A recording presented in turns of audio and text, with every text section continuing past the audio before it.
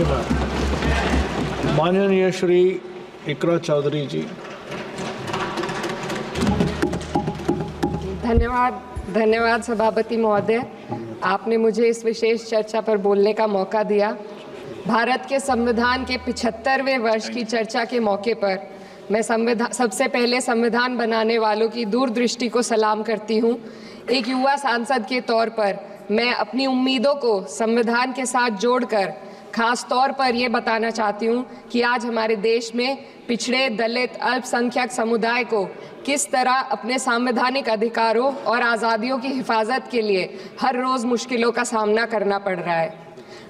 Doctor B.R. Ambedkar के कथन से अपनी बात रखना चाहती हूँ। उन्होंने कहा था, मुझे अपने भारतवर्ष पर फक्र है कि जिसके पास ऐसा संविधान है जो लोकतंत्र, समाजवाद और सेक्युलरिज्म को संजोता है। लेकिन आज ऐसा लगता है जैसे संविधान की किताब तो है पर इसे चलाने वालों का ईमान गुम हो गया है। आज हिंदुस्तान में हर वर्ग को किसी न किसी चुनौती का सामना करना पड़ रहा है, मगर अल्पसंख्यक खास तौर पर मुसलमानों पर जो कहर टूटा है वो किसी से छुपा नहीं है। ये लोग सिर्फ अपने मजहबी पहचान की वजह से निशाने पर हैं। संविधान का अनुच्छेद 15 कहता है कि किसी भी नागरिक के साथ धर्म, जाति या किसी और वजह से भेदभाव नहीं होना चाहिए, लेकिन हकीकत इसके उलट है। हालात इस कदर बिगड़ चुके हैं कि hate speech, mob lynching, bulldozer द्वारा घरों को गिराने की घटनाएं आम हो गई हैं। खास तौर पर उत्तर प्रदेश में, जहां ऐसा लगता है जैसे कानून के नाम पर जंगल राज चल रहा हो। संभल में जो हुआ वो सबके सामने है।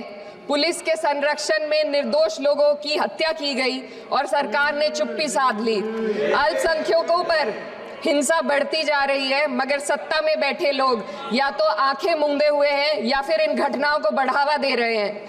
हद तो तब हो जाती है जब न्यायपालिका की बात भी अनसुनी कर दी जाती है। सुप्रीम कोर्ट ने मॉब लिंचिंग पर 11 सूत्रीय निर्देश जारी किए थे। इसमें साफ कहा गया था कि राज्य सरकारें और पुलिस इस तरह की घटनाओं को रोकने और दोषियों पर सख्त कार्रवाई करने के लिए जिम्मेदार हैं, लेकिन आज भी इन निर्देशों पर अमल नहीं हो रहा है। हाल ये है कि मॉब लिंचिंग को रोकने की बजाय सत्ता में बैठे लोग आग में घी डालने का काम कर रहे हैं। उनकी जुबान से ऐसी बातें निकलती हैं जो नफरत को और बढ़ावा देती है। ये अशांति अब इतनी गहराई तक फैल चुकी है कि हमारे समाज के धर्मनिरपेक्ष चरित्र पर गंभीर सवाल उठ रहे हैं। साल की शुरुआत में ही कई राज्यों में दुकानदारों को अपने नाम बोर्ड पर लगाने के लिए मजबूर किया गया। इसे सेहत और सुरक्षा के कानूनों का हिस्सा बताया गया, मगर असल मंशा कुछ और थी। ये कदम खास तौर पर मुसलमान दुकानदारों को निशाना बनाकर उठाया गया ताकि उनकी रोजी रोटी पर चोट की जाए। पिछले हफ्ते मुरादाबाद में एक मुस्लिम डॉक्टर को हिंदू बहुल्य मोहल्ले में घर खरीदने पर विरोध झेलना पड़ा। वजह बताई गई कि इससे मोहल्ले की सामाजिक शांति बिगड़ जाएगी। अब आप ही बताइए, क्या ये वजह सही है, जायज है?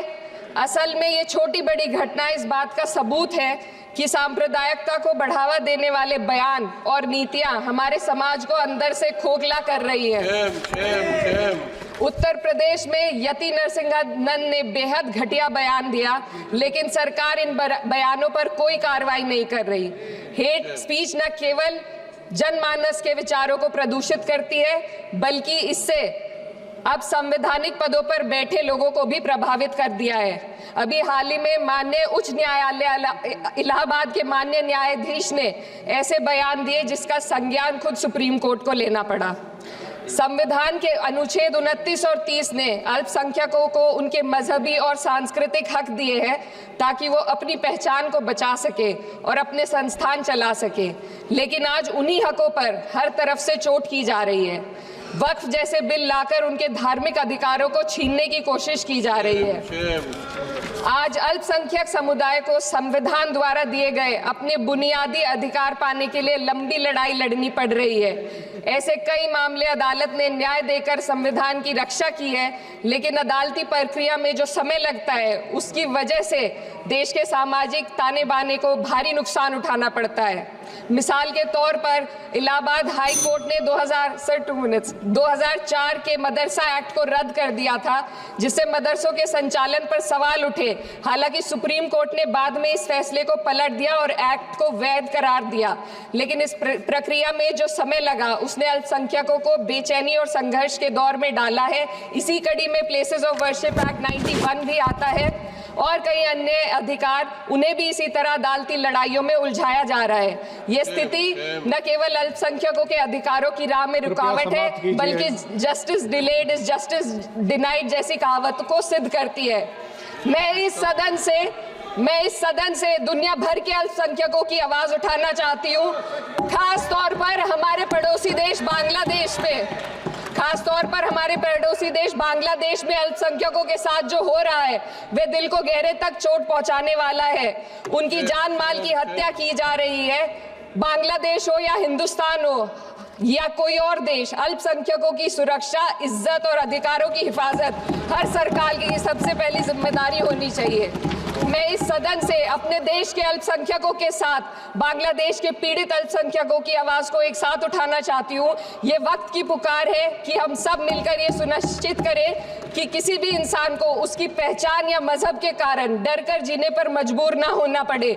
जहाँ हक छीने जाते हैं वहाँ अमन खो जाता है। ये बात हर सरकार को समझनी चाहिए। अगर हम सच में अपने संविधान का सम्मान करना चाहते हैं तो हमें नफरत और भेदभाव को खत्म करना होगा। हमें ये दिखाना होगा कि ये मुल्क हर वर्ग, हर जाति, हर धर्म और हर समुदाय का है, और जब तक ऐसा नहीं होगा तब तक संविधान की आत्मा सिसकती रहेगी। सर, अपनी बात को खत्म करते हुए मैं एक शेर अर्ज करना चाहती हूँ।